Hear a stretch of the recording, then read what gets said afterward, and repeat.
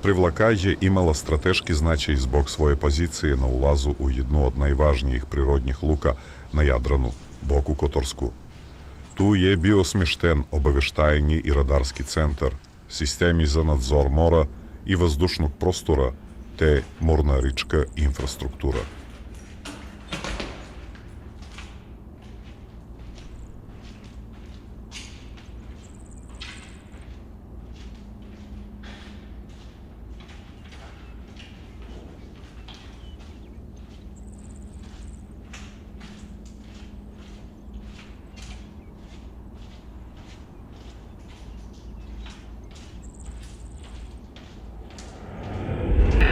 U blizini se nalazila i podmornička baza u Žanđicu i Lastvici.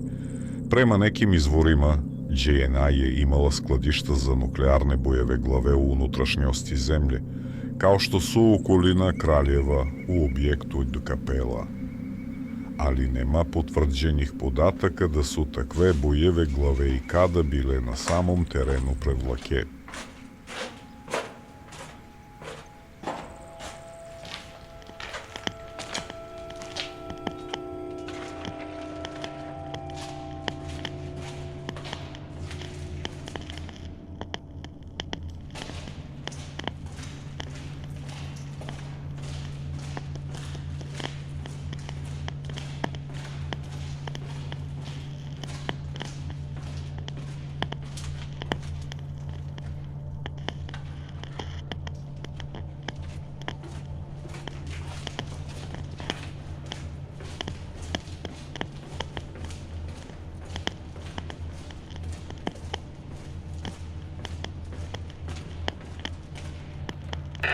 Nije zvanično postojalo stacionirano taktičko nuklearno oružje.